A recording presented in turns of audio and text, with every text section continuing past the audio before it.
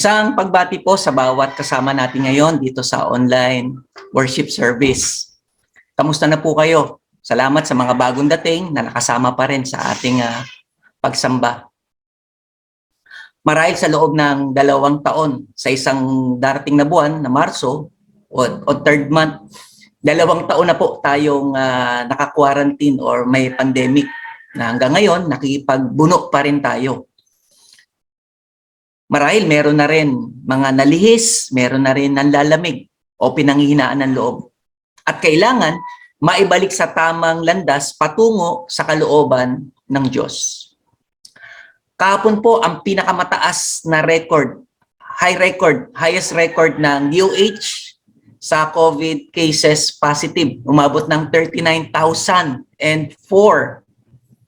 Mga kapatid kay Kristo, kung itong virus na Omicron ay nasa ating paligid ngayon at di natin nakikita, huwag nating kalimutan meron tayong omnipresent God. Nang ibig sabihin, all present sa lahat po ito ng lugar. Hindi lang dito sa Laguna, nandyan din sa Pampanga hanggang Canada. Kasama natin ang Diyos. Amen po ba? Kaya alam natin na saan man tayo naroroon, kasama natin ang Diyos. Omnipotent, isa rin sa katangian ng Diyos. Nang ibig sabihin nito, all-powerful God. Walang bagay na hindi niya magagawa. Marami may nag-iisip sa inyo, bakit ganun, Pastor? Di sana tanggalin na agad niya itong COVID-19 para tapos na ang lahat ng problema. Wala nang gera, wala nang lindol, wala nang bagyo. Tama po kayo, kayang-kaya alisin ng Diyos yan. Pero ang Diyos, meron siyang ibang kapamaraanan. Basta tayo, naniniwala tayo, ang Diyos ay kumikilos po. Ito man ay maganda o hindi, para po yan sa ikabubuti natin. Sapagkat yan ang sinasabi ng Biblia. Ang ating Diyos ay omniscient. Nang ibig sabihin, all-knowing. Sa nakikita natin ngayon, para ang hirap ng buhay. Pero ito pala ay isang paaralan na tayo ay sinusubukan or tinuturuan ng ating Panginoon. Kaya ang Diyos po natin, dahil siya ay marunong, hindi po siya nanguhula, hindi siya natataranta, at hindi siya tsumatsamba. At dahil sa mga katangiang ito, ng ating Diyos na sinasamba ngayon, narito po ang mensahe na nais ihatid para sa bawat isa sa atin. Getting your life back on course or ibalik ang iyong buhay sa dinaanan. It's time to go back to your course. Walang atras o lilihis at sana walang magmimintis, kundi lalo pang magmamabilis gawin at magpatuloy para sa Panginoon. Sabi ni Charles Wesley, it is not possible to receive the Spirit of Christ and not know it. Hindi po pwedeng sabihin ni numan na nasa kanya si Kristo, pero hindi niya ito nararamdaman. Hindi mo pwedeng sabihin kasama mo si Kristo, alam mong nasa iyo si Kristo, pero hindi mo namimiss si Kristo. Positional truth in Christ. Ito po ay aming napag-aralan last Monday sa aming accountability group ng PBCM leaders. Ito po yung tunay na kalagayan dahil kay Kristo. Gaano po kahalaga ito na malaman ng isang Kristiyano? Yung T40 lesson po na ginagamit namin sa Bible study ngayon sa mga bagong mananampalataya. Kasama po ito sa aming itinuturo. Ngayon, malalaman ito ng ating Bible study, yung position in Christ. Pero kayong mga membro, hindi namin alam. Kaya merong nawawala, merong nanglalamig na kailangan ibalik. Kaya iniisip-isip ko, kung ibalik na rin natin, i-revive natin ang ating midweek service at talakayin natin isa-isa itong positional truth na ako ay anak ng Diyos. Isa po yan. Ako ay tagapagmana ng Diyos. Ako ay merong malaking mana sa langit. Yan po yung mga positional truth na dapat alam natin. Alam natin saan tayo nakatindig, alam natin saan tayo nakapwesto. At ito ang magtutulak sa atin para wag humiwalay, para bumalik sa Panginoon.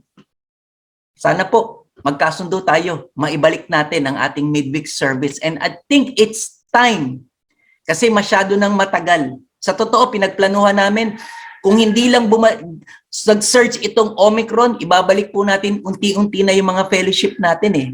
Brotherhood, sisterhood, at itong ang midweek service. But itong midweek, ibalik natin kahit online pa rin para po maraming makasama. Sabi ni Eric Ludy, fact is fact, truth is truth. It does not matter how you feel. We do not listen to our feelings. We believe the truth of God's word. So yan po yung binabanggit natin, yung mga positional truth. A Christian lives by faith, not by feelings. From faith to faith po tayo, hindi faith to faith. Hindi dapat nagsimula sa pananampalataya at nauuwi sa wala. Nagtitiwala pa rin po tayo. Kaya basahin natin itong pagkukunan ng mensahe mula sa unang mga hari, Kabanata 11, talatang 9 hanggang 15. Ang ginamit ko pong version ay ang Salita ng Diyos version or Tagalog Contemporary. Ganito po ang sabi. Pumasok siya sa isang kuweba at doon natulog kinagabihan. Ngayon, sinabi sa kanya ng Panginoon, ano ang ginagawa mo rito, Elias? Sumagot siya, O Panginoong Diyos na makapangyarihan, tapat po akong naglilingkod sa inyo, pero itinakwil ng mga Israelita ang kasunduan nila sa inyo. Winasak nila ang mga lugar ninyo o ang altar ninyo at pinagpapatay ang mga propeta ninyo. Ako na lang po ang natira at pinagsisikapan din nila akong patayin. Nagsalita ang Panginoon, lumabas ka o tumayo sa ibabaw ng bundok sa aking presensya dahil dadaan ako. Pagkatapos may dumaan na napakalakas na hangin. Bumitak sa mga bundok at dumurog sa mga bato, pero wala ang Panginoon sa hangin. Pagkatapos ng hangin, lumindol, pero wala rin ang Panginoon sa lindol. Pagkatapos ng lindol, may apoy na dumating, pero wala pa rin ang Panginoon sa apoy. Pagkatapos ng apoy, may narinig siyang tinig na parang bulong. Nang marinig ito ni Elias, nagtakip siya ng kanyang muka gamit ang kanyang balabal.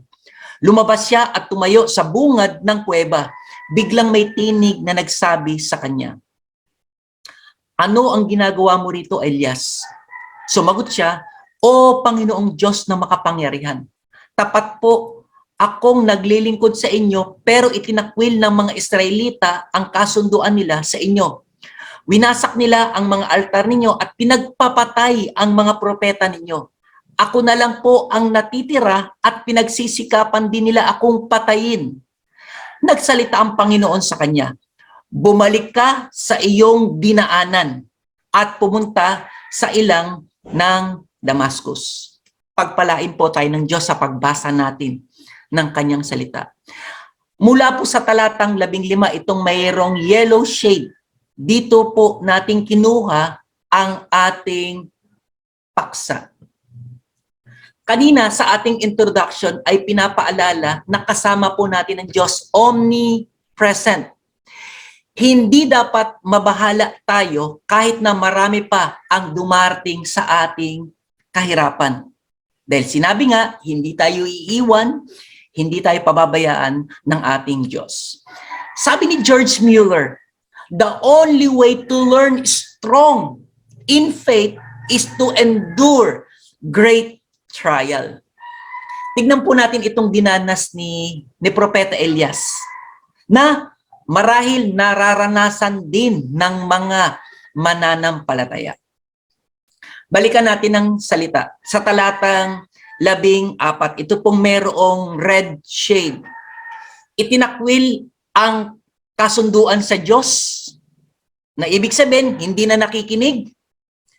Pangalawa, winasak ang mga altar ng Diyos nang ibig sabihin, hindi na naghahandog, hindi na nag-offering. At ang pangatlo, pinagpapatay ang mga lingkod ng Diyos. Nakakatakot. Hindi na sila naaawa.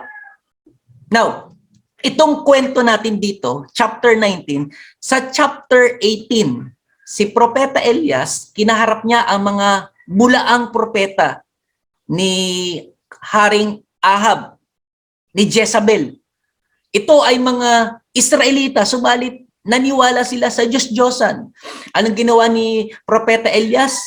Kinaharap niya itong 850 na fake prophets at si Elijah, nag-iisa lang prophet, pero ang kasama niya ang Diyos na omnipotent. Sa madaling salita, gumawa ng himala kapangyarihan ang Diyos ni Elias at namatay itong lahat ng bulaang propeta. Nagpababa ng apoy ang Diyos ni Elias at itong mga bulaang propeta, wala silang nagawang himala.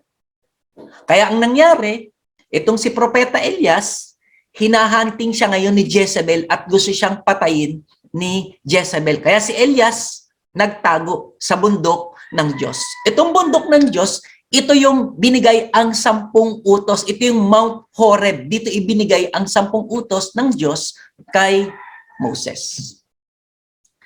Ito ang mga matitinding nararanasan ng isang propeta at maging mga lingkod ng Diyos. Pero anong sinabi ng Diyos sa kanyang lingkod? Sa bawat isa na nagtatapat sa Diyos. Ang sabi rito, bumalik ka sa iyong dinaanan. Go back to your course again. At pumunta si Elias sa ilang. Now, tignan natin, ano ba itong ilang ng Damascus? Ano ang pwede nating maalala dyan? Ito ang naging karanasan ni Apostol Pablo nang tawagin siya ng Panginoon. Pag sinabing road to Damascus, ito po ang inilalarawan. A situation in which someone experiences a sudden and complete change in their opinions or beliefs. Paniniwala. Si Pablo po, alam nyo ba, ay isang masipag na Judaismo. Pero pagkatapos sa pangyayaring ito, nadaan patungo sa Damasco na sana aarestuhin, ikukulong, pahihirapan, bubugbugin niya ang mga alagad ni Kristo, naging masipag na si Pablo sa Kristyanismo. Tignan po ninyo, from Judaism to Christianity, naging masipag si Pablo. Nagbago ang kanyang paniniwala nung dumaan siya sa Damasco. Bakit? Dito niya nasalubong ang ating Panginoon. Kaya pakinggan po nating mabuti ang sasabihin ng Diyos mula sa kanyang teksto. Bakit dapat bumalik ang iyong buhay sa dinaanan? Bakit kailangan bumalik? Minsan may mga kadahilanan para mawala. Kaya tingnan natin ang 3 ding dahilan para tayo makabalik para sa Panginoon. Ang una, naranasan mo ang kapangyarihan ng Panginoon. Ako naniniwala, meron kayong naranasan. Bawat isa sa atin, meron kayong naranasan at yung naranasan ninyo, hindi yan binubura ng Diyos. Dahil alam ng Diyos, yan ang isang dahilan para bumalik ka sa Panginoon. Sa mga may tunay na nakaranas ng kapangyarihan Diyos, alam nyo na ang ibig kong sabihin. Tanging kayo lamang at ang Panginoon ang nakakaalam ng himala na ginawa sa inyong buhay dahil sa kapangyarihan Diyos. Sa totoo, minsan pag kiniwento natin yan sa ibang tao, baka pagtawanan pa tayo eh. Lalo na kung hindi sila naniniwala sa himala. Kaya mabuti pa, ikaw ang nakaranas, alam na alam mo yan, hindi yan tsamba. Ulitin ko, hindi yan tsamba dahil siya ay omnipotent, dahil siya ay omniscient, hindi siya tsumatsamba. Naranasan mo yan, alam mo yan totoo, ito ang magbibigay sa atin ng kasiglahan, ng pag-asa, para tayo ay magpatuloy. Tignan po natin teksto na pinagkunan. Sa verse 14, dito natin titignan. O Panginoon, Diyos na makapangyarihan.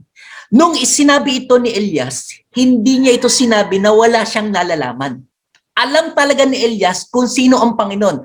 Kagaya ng sinabi ko sa inyo, si Elias ang nagsabi, kasama ang mga taong nasa paligid niya sa chapter 18, ang sabi ni Elias, Panginoon, Yahweh, Diyos ng langit at lupa, kung ikaw ang tunay na Diyos, magpababa ka ng apoy mula sa langit at tupukin itong aking handog na toro. Itong toro pala na kanyang inihandog, alam nyo ba, binuhusan pa ng sangkaterbang tubig. Ilang balding tubig hanggang bumahana sa altar. Pero nung bumabang apoy galing sa Diyos, natupok yung toro at natuyo ang tubig. Nasunog ang lupa. Pero ang mga propeta ni Baal, napaus na, nanghina na, napagod na, walang bumabang apoy. Isang himala na nakita ng mga tao at tayo rin meron tayong mga himala na naranasan sa ating buhay.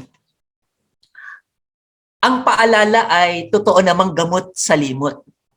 Meron tayong naranasan, kaya meron naman tayong babalikan. Hindi mo kasi pwedeng sabihin na makapangyarihan ng Diyos na wala ka namang naranasan. Di po ba? Hindi mo pwedeng sabihin, magaling ang isang tao, pero wala ka namang nakitang kagalingan na kanyang ginawa. Kailangan merong demonstration. At ito, ginawa ito sa atin ng Panginoon. Mga kapatid, lahat tayong iniligtas ay makasalanan dati. At wala tayong magagawa para iligtas ang ating sarili. Lalo na sa kapahamakan, sa impyerno. Tanging kapangyarihan lamang ng Diyos, kaya tayo natubos. Binuksan ng Lord ang ating puso, ang ating unawa, at nagpadala siya ng tao na mangangaral sa atin. Meron sa atin nag-share ng gospel, meron sa atin nag-Bible study, at merong iglesia na doon tayo inilagay ng Panginoon para magpatuloy. Mga kapatid, hindi lang tayo tinubos, kundi patuloy pa rin natin nararanasan ang kapangyarihan ng Diyos sa ating buhay. Tiyak, meron pa kayong naranasan dahil sa kapangyarihan ng Diyos. Balikan niyo po yan. Isipin niyo po yan, alalahanin niyo po yan. Para naman hindi kayo lalayo or kailangan makabalik uli kayo sa ating Diyos. Sabi nga ni Propeta Jeremias sa chapter 32, verse 17, O Panginoong Diyos, nilikha niyo ang langit at lupa sa pamamagitan ng kapangyarihan niyo. Walang anumang bagay na hindi po ninyo magagawa. Lahat po ay posible para sa Diyos. Sapagkat, again, omnipotent God itong ating Diyos na sinasamba ngayon. All-powerful God. He can do something out of nothing. Nilikha ang sanlibutan sa pamamagitan lamang ng salita. At nabasa natin yan dito sa Genesis. Nagsimula ulit tayo magbasa itong January from the book of Genesis. Ginawa ang langit at lupa sa pamamagitan lamang ng kanyang salita. Di ba ito ay isang kapangyarihan? At sinabi rin ng Diyos kay Abraham, dahil natawa po si Sarah, nakikinig si Sarah, habang nagkukwentuhan ng Diyos at si Abraham, ang sinasabi ng Diyos, sa isang taon magkakaanak si Sarah, si Sarah po ay menopause, baog pa. Paano magkakaanak kaya si Sarah? Natawa, parang kalokohan yan. Pero ang sabi ng Diyos, babalik ako sa isang taon at magkakaanak si Sarah. At ito ang sabi niya, Genesis 18:14. So tandaan natin, ilista natin. Meron bang hindi kayang gawin si Yahweh? Ngayon mga kapatid, itong tinatanong sa inyo ng Diyos, meron ba akong hindi kayang gawin para hindi ka bumalik sa akin? Napakalakas or nakapagpapalakas ng loob kapag nalalaman po natin na kung sino ang ating kasama at kung ano ang kanyang kayang gawin. Ito ang ating Diyos, ang omnipresent and omnipotent God. Sabi ni Arthur Pink or A.W. Pink, the genuine believer may be severely shaken and for a time deeply depressed. But he will recover his poise and say, God is still my portion and I shall not want. Mapapabalikwas ang tunay na Kristiyano pabalik sa Panginoon sapagkat wala nang katulad at makakasapat na kagaya ng ating Diyos. Huwag po nating kalimutan ang kapangyarihan ng Diyos, mga kapatid. Matapos nating maranasan ang kapangyarihan ng Diyos, ano kaya ang kasunod? Ang kasunod, ang pangalawang dahilan ay ito. Na ipakita mo ang katapatan sa paglilingkod sa Panginoon. Kaya nga nagtatapat tayo sa paglilingkod sa Panginoon dahil maliwanag sa atin ang katotohanan. Nakalulungkot lamang at nakapangihinayang kung masasayang ang ating katapatan sa paglilingkod sa Panginoon dahil ito ay ating sinukuan. O kaya, nakalimutan ang kadakilaan at kapangyarihan ng Diyos na atin pong naranasan. Saan natin makikita ito? Ito, sa katapatan natin sa paglilingkod sa ating Panginoon. Tignan natin teksto. Sa talatang 14 pa rin, ito pong sabi, tapat po akong naglilingkod sa inyo. Bawat isa sa atin, kung nagtapat tayo, naranasan natin yan. Ginawa natin yan because we know something about the Lord. Kaya ang gusto natin, sana yung ating nalalaman sa Lord, nadadagdagan. Mapapatibay para tayo ay manatili at magpatuloy sa ating paglilingkod sa Panginoon. There's something wrong with your character if opportunity controls your loyalty. Ulitin ko, there's something wrong with your character if opportunity controls your loyalty. Nakikilala ang isang tao sa kanyang pagkatao. Kapag tayo ay nagtatapat sa Diyos at biglang naagaw ang ating katapatan, there is something wrong with our character. Bakit? Masyado tayong sumasakay sa mga oportunidad na dumarating at yung ating loyalty nawawala. Yung isang pamangkin ko, may trabaho siya. Yung trabaho niya, ngayon, inaalok uli siya ng dati niyang kumpanya. Ang inaalok sa kanya, mas malaking sweldo. Mas malaking sweldo. Pero ang sabi niya sa boss niya, boss, hindi na po ako aalis dito. Dito na ako magtatapat. Pasensya na po kayo, hindi ko po tatanggapin yung alok ninyong sweldo. Ang galing. Di ba? Kita mo kung anong klaseng tao. May opportunity, yes. Pero yung loyalty, hindi niya inalis dito sa trabaho niya ngayon. Sana po tayo ganun din. Kahit may konting kahirapan, hindi natin iiwan ng Panginoon. Dahil itong kahirapan pala ay isang pagsubok para tayo ay patatagin. Para tayo ay ayusin. Mga kapatid, ang katapatan ay ginagantimpalaan. Tama ang inyong narinig. Ulitin ko, ang katapatan ay ginagantimpalaan. Sa isang trabaho, kapag umabot ka ng 10 years, di ba? Sa mga nagtatrabaho dyan, pag umabot ka ng 10 years, meron kang natatanggap na loyalty award at incentives coming from the management. Bibigyan ka niyan. At habang tumatagal ang paglilingkod mo, binibigyan ka uli niyan. Pag naka 20 years ka, another incentives, another award, another cash gifts. Okay? Bakit? Kasi pinapakita mo ang iyong award, ang iyong loyalty, ang iyong paglilingkod sa isang kumpanya. Kung ito ay ginagawa ng isang secular company, how much more itong Panginoon? O how much more ang isang church? Last Tuesday, nag-meeting kami ng aking mga kapastoran dito po sa ating distrito ng ABCO. Yung Jesus Christ Rules Church dito sa Binyan, sa may Southwoods, meron po silang isang secretary na nagretiro na sa pagsesekretary ng church. 23 years na nagtapat sa Jesus Christ Rules as secretary. Nagretiro po siya dahil tinamaan kasi siya ng COVID-19. At ang epekto ng COVID-19 sa kanya, nabulag ang isa niyang mata. So, kailangan niyang magretiro.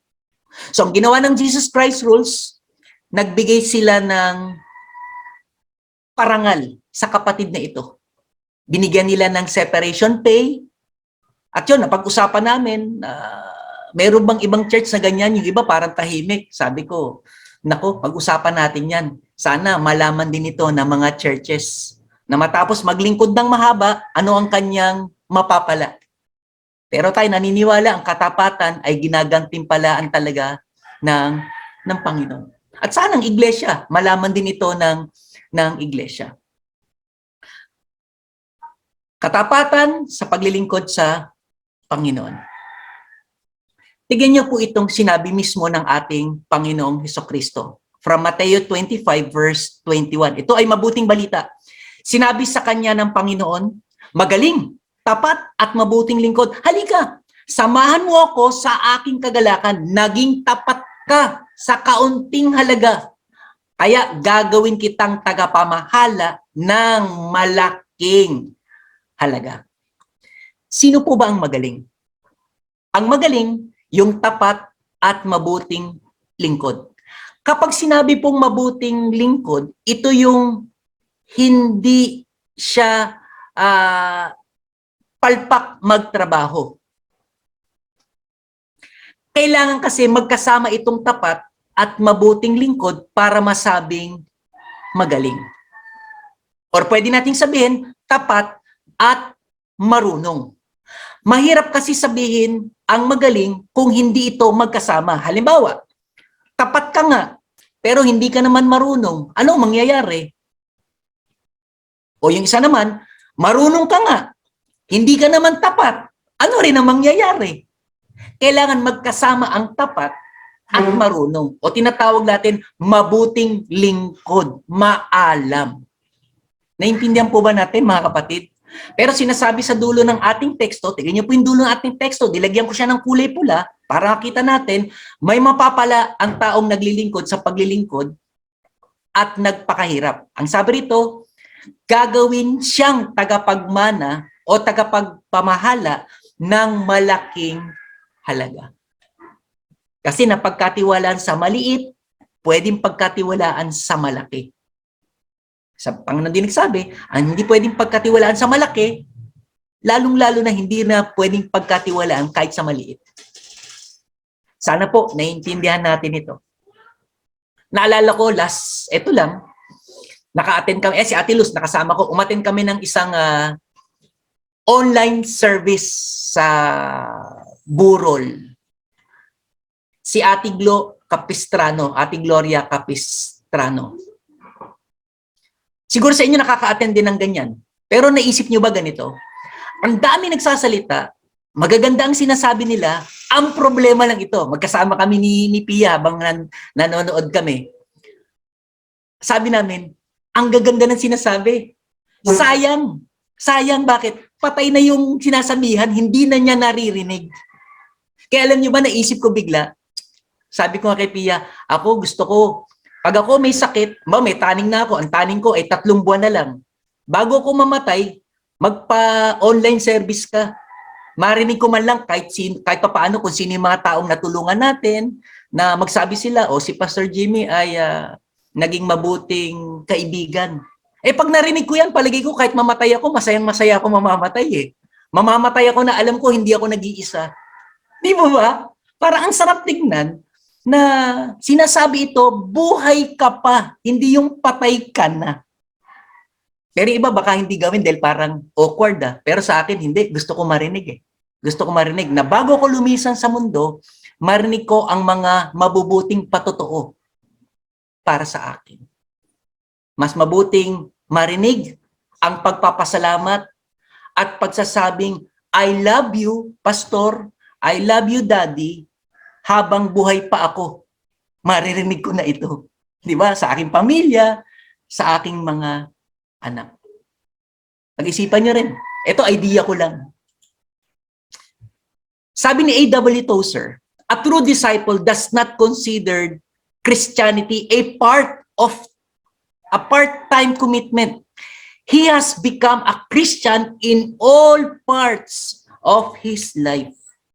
He has reached the point where there is no turning back. Ang loyalty dapat sa Diyos ay hindi inaalis. At hindi ito ibinibigay kung kanino paman. Ang loyalty, kasama na rito ang sakripisyo. Wala itong atrasan hanggang kamatayan. Kaya nga kapag mayroong binabautismuan, ano pong inaawit natin kapag mayroong binabautismuan? I have decided to follow Jesus, no turning back, no turning back. Kapag tayo po ay sumunod sa Panginoon, wala nang atrasan. Wala nang atrasan. Panginoon na yan eh. Yan ay yung pinaka sa lahat ng pinaka. Ba't ka pa atras? Hindi ka pwedeng matalo. Sa Panginoon, panalo. Kaya kung meron man sa atin na nawawala, it's time for you to go back to the course. Sabi rin ng Panginoong Jesucristo sa John 12, ang sino mang gustong maglingkod sa akin, Panginoon nagsasalita, ay dapat sumunod sa akin. At kung nasaan ako naroroon, dapat siya nandun din.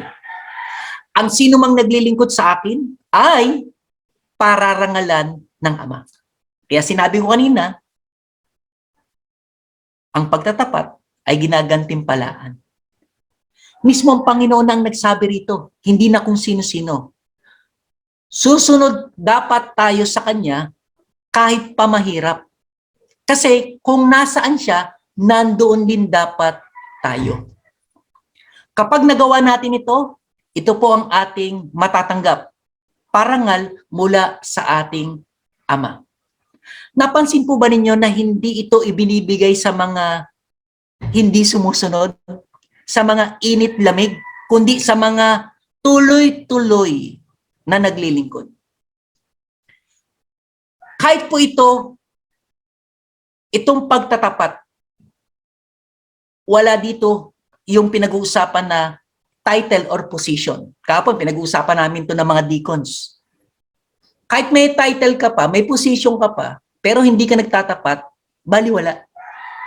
Kung ikaw ay isang Kristiyano, nagtatapat ka, may parangal ka. Kung akong pastor, hindi magtatapat, hindi ako pararangalan kahit pastor pa ako. Kahit tatay pa ako, hindi ako pararangalan kung hindi ako nagtatapat bilang isang tatay. Kaya ganun kahalaga ang pagtatapat. May ibibigay ang Diyos sa nagtatapat. O ang katapatan ay mayroong katapat sa ating Panginoon. Ito, lumang picture na. Naipakita ko sa inyo ito, wala pang pandemic. Pero gusto kong balikan. Baka makagising sa bawat isa sa atin. Sabi dito, read the Bible. Ayaw, tinatamad. May gagawin, busy. May cellphone. Oh, do evangelism. Eh di lalo na, ayaw. May dahilan. May gagawin. Eh hindi ako marunong. Pakinggan po natin ito. Pakinggan niyo po ito mabuti. Habang abala ang gobyerno sa vaccination, dapat tayong Kristiyano ay abala sa evangelization. Amen po ba? Yung vaccination, ililigtas ka niyan sa karamdaman. Tama naman. Pero ang evangelization, ililigtas ka sa kapahamakan sa impyerno. Anong gusto mo? Gagaling ka, hindi ka mamamatay sa COVID, pero pupunta ka impyerno. Or, mamamatay ka dahil sa COVID, pero pupunta ka ng langit. Kasi bakit? Na-evangelize ka. Eh yung mahal natin sa buhay, lagi kong sinasabi. Tayo, oo, ligtas tayo. Pero sila, hindi ligtas. Di ba sila ang dapat nating unang sabihan? Sila ang dapat natin unang turuan ng ebanghelyo? Etong pangatlo, pick up your cross and follow Jesus. Ayaw dahil sarap ang gusto at ayaw ng hirap. Ito, narinig na natin ito sa mensahe, di ba? Pick up your cross, follow me. Ito talaga ang sinasabi ng Panginoon. Nang ibig sabihin yan, handa ka bang mamatay para sa Panginoon? Andali, kamatay na pinag-uusapan niyan ha. Ayoko niyan, ayoko niyan. Pero yun ang sinasabi ng ating Panginoon eh. Pero itong pinakagustong gusto, sa tatlong tinanong, lahat hindi magandang muka. Dito lang napadilat, napangiti hanggang tenga. Ang sabi, God is going to bless you with car, farmhouse, new job, peaceful life. Ay, sino bang ayaw niyan? Kahit ako, gusto ko naman talaga yan eh. Pero sandali, parang yan din ang alok ni Satanas kay Jesus dati ah. Sige, sambahin mo ko, ibibigay ko sa iyo ang buong mundo. Mga kapatid, sana maintindihan natin kung ano ang dapat nating gawin. Kailangan natin bumalik sa Panginoon kung tayo ay napapalayo. Maglingkod po tayo ng tuloy-tuloy at hindi nasasayang ang lahat ng mga katapatan at ating pinagpaguran. Hindi po yan nasasayang. Magtapat tayo sa ating Panginoon. At itong pinakahuli at pangatlo, bakit dapat bumalik ang iyong buhay sa dinaanan? Naisakripisyo na ang buhay mo sa kasusunod sa Panginoon. Naisakripisyo na. Marami ka nang pinalampas dahil naglilingkod ka sa Panginoon. Ikaw kapatid, ano na ang iyong naisakripisyo para sa Panginoon? Meron ba? Last Sunday, di po ba? Nakapanginayang naman kung matapos sa mahabang panahon ay titigil tayo sa paglilingkod. Di ba? Yan pinag-usapan natin. Yan yung mensahe na rinig natin. Sayang naman. Nakailang taong ka na. Mawawala ka pa. Sayang. Sayang. Hindi mo pwedeng baliwalain, mga kapatid, ang matagal mo nang pinagpaguran. Di ba? Tayo nga, pag meron tayong ininvest, parang nangihinayang tayo. Nangihinayang ko, sayang naman. Eh, how much more itong atin pong relasyon sa Panginoon? Kaya kung tunay na Kristiyano, hindi naman talaga lalayo sa Panginoon eh. Kasi kasama na natin talaga yung kahirapan eh. Hindi naman laging kasaganaan, hindi naman laging kasiyahan. Karamdaman, ito nga, ang dami sa atin, may sakit. Di po ba? Kaya salamat sa mga kasama natin na may sakit, nandito. Okay lang nakahiga kayo, walang problema. Ang mahalaga, sumasamba kayo sa Diyos. Sumasamba kayo sa Diyos. Tingnan natin yung teksto na ating pinagkunan. Itong sabi ni Elias, ng isang Kristiyano, pinagsisikapan din nila akong patayin. Bakit kaya? Kasi alam natin ang nangyari, pinagpapatay ni Elias talaga ang mga bulaang propeta. So ano nangyari? Gagantihan siya. Pero tayo, kung tayo man, hindi ko sinasabing papatayin, pero kung tayo pinagsisikapan, sirain, wasakin, bakit? Eh may sinira ka rin eh. Kaya sisirain ka rin namin. Sana po hindi ganun ha. Si Apostol Pedro nagbigay ng babala. Kung tayo man ay inuusig, hindi dahil sa tayo ay may ginawang mabuti, may ginawang masama, kundi tayo ay alagad ni Kristo. Sana yun po ang dahilan. Ito, sabi ni Stephen Lawson or Dr. Steve Lawson. Pakinggan nyo, basahin ko ha. The problem with preachers today is that no one wants to kill them anymore. Hindi naman nakakagulit yan eh. Bakit kaya wala nang gustong pumatay? Eh baka naman kasi kakampi na ng iba. Pakinggan niyo po ito. Persecution can be avoided. All you have to do is compromise. Kung ayaw mong mapasama, dapat marunong makisama. Diyan maraming namamatay na Kristiyano. Di ba? Dahil nakisama sila, namatay na ang kanilang pagiging Kristiyano. Pero pag hindi ka nakisama, papatayin ka bilang isang Kristiyano. Sa panahon ni Elias, ganun ang nangyari. Hindi siya nakisama. Sandali, nag-iisa lang ako, 852 majority, sobrang dami nito. Makikisama na lang ako. Hanggang sa, hindi ka na nakikisama eh. Nakikisama ka na. Yun ang nakakatakot. Sana, bantayan natin ang ating sarili. Bantayan natin. Huwag tayong matakot kamuhian. Basta ito ay para sa Panginoon. Huwag tayong matakot. Omnipotent kaya siya. And omniscient. Meron siyang ibang paraan na hindi natin nalalaman. Sa banal na kasulatan, sa panahon pa lang ni Elias, pinapatay na po ang mga lingkod ng Diyos. Even sa New Testament, pinapatay ang mga lingkod ng Diyos, ang mga alagad ng Diyos. Tinatakot ko ba kayo? Hindi. Kasi naka-record dyan sa Bible. Ito nga, nakakarinig tayo minsan, nagpapasa tayo, iba nga lang fake news. Pero totoo, sa ibang bansa, may persecution sa mga Kristiyano. Kinuhuli, kinukulong, talagang pinapatay sila. Pero kung naniniwala, malaki ang kanilang gantimpala pagdating sa Panginoon. Di ba, binanggit natin last Sunday, di baling maputol ang ulo, hindi mawawala ang ating korona para sa ating Panginoon. Kaya lumang tugtugin na ito na pinahihirapan ang mga Kristiyano. Minsan tuloy, nakakainggit. Naiinggit ako sa ibang mga lingkod ng Diyos na masarap ang buhay, minamahal, tinatangkilik. Nakakainggit naman talaga. Pero yung iba kasi, nahihirapan, kinukulang, kinakalaban. Pakinggan natin itong sinabi ng Panginoong Hesukristo. Ito po ay nilakihan ko talaga yung sulat para mabasa ng lahat. Kahit medyo matanda, malaki ng letra, gusto ko mabasa ito ng mga senior citizen. Pero pakinggan nyo rin po. Mateo 10:22.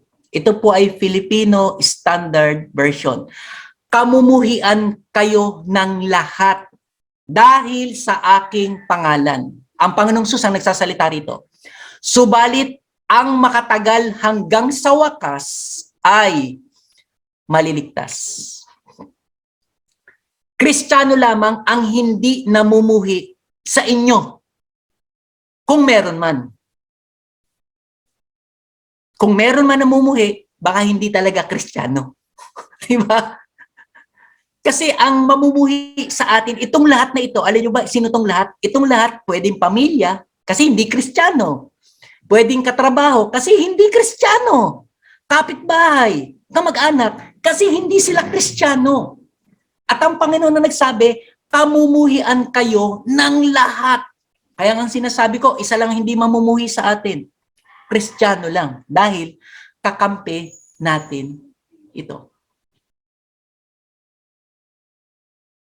Maliligtas ang makatagal hanggang wakas. Kaya pa ba natin? Si Leonard Ravenhill, ito ang sabi niya. If you want to be like Jesus, remember, He had a wilderness, a Gethsemane, and a Judas. Antindi. Hindi na tayo dapat magtaka, mga kapatid, dahil lahat ng ito ay naranasan ng ating Panginoon. Kung tayo man ay nahihirapan at sumusunod tayo sa ating Panginoon, natural lang mahirapan tayo. Halimbawa, dumaan ang Panginoon sa putikan. Pag dumaan tayo roon, mapuputikan tayo. Pero kung ayaw maputikan, edi huwag kang dumaan. Tama ba? Masyado tayong duwag kapag gaganon.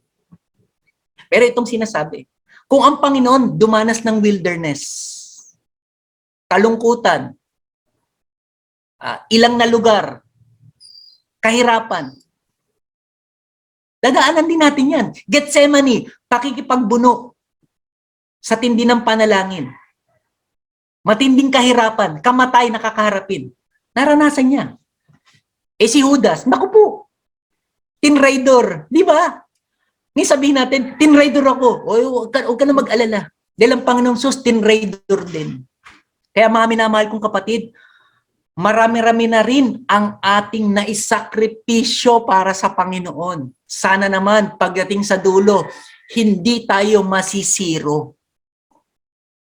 Dahil bumalik-was tayo pabalik sa ating dating paglilingkod sa Panginoon. Magtapat po tayo dahil nakita natin ang kanyang kapangyarihan. At nakapagsakripisyo na tayo sa ating paglilingkod. Ngayon, para sa ating konklusyon, may sinabi si Elizabeth Elliot, "The only thing that keeps me stable and settled in these days of uncertainty is the absolute dependability of God's Word." Ito pong salita ng Diyos. Ito ang ating pinanghahawakan. Lamang talaga ang may alam sa banal na kasulatan. Kaya po, nagbabasa uli tayo ng Bible.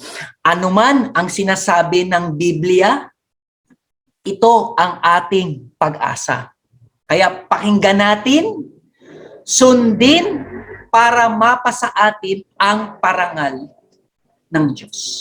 Pero sa mga ayaw, sa mga nagmamatigas, meron pong babala para sa kanila. Ito ay Kawikaan 29:1.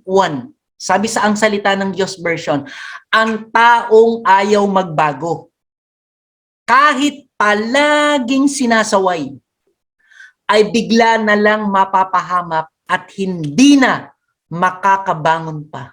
Nakakatakot, nakakatindig balahibo. If the truth makes you uncomfortable, don't blame the truth. Blame the lie that made you comfortable. Maganda sa iyo ang katotohanan kapag meron kang natutuklasan. Pero kinaiinisan mo ang katotohanan kapag ikaw ay binabanatan. Yun lang ang problema, di ba? Gusto mo ang katotohanan kasi may natutuklasan ka, pero pag binabanatan ka, sinasabi sa'yo, may anghit ka. O may anghit ka naman talaga. Pero galit ka ba? Di ba? Galit ka. Pero sa totoo, oo nga, may anghit ako. Sana mga kapatid, maging parehas tayo. Nasasaktan tayo kasi sinabi naman talaga ng Bible yan eh. Ang kailangan lang, marunong tayong tumanggap. Kailangan magbago upang maging maganda ang patotoo na nasa tao nga si Kristo. Magbago tayo para makita sa patotoo na nasa atin talaga si Kristo. So, tingnan natin ulit itong tatlong dahilan kung bakit kailangan bumalik sa dating dinaanan. Una, naranasan mo ang kapangyarihan ng Panginoon. Pangalawa, naipakita mo ang katapatan sa paglilingkod sa Panginoon. At ang pangatlo, naisakripisyo na ang buhay mo sa kasusunod sa Panginoon. Sabi nga ng isang himnaryo, ang title nito, paborito ito ni Kuya Robert. Ako, paborito ko ito. All that thrills my soul is Jesus. In other words, walang ibang magpapakilig sa akin kundi ang Panginoong Jesus lamang. So bakit ko siya iiwan? Bakit ko siya tatalikuran? Getting your life back on course habang may pagkakataon pa. Pagpalain po tayo ng Diyos at akayin muli pabalik sa Panginoon sa tulong ng Espiritu Santo. Puri ng Diyos at maraming salamat po sa inyong pakikinig.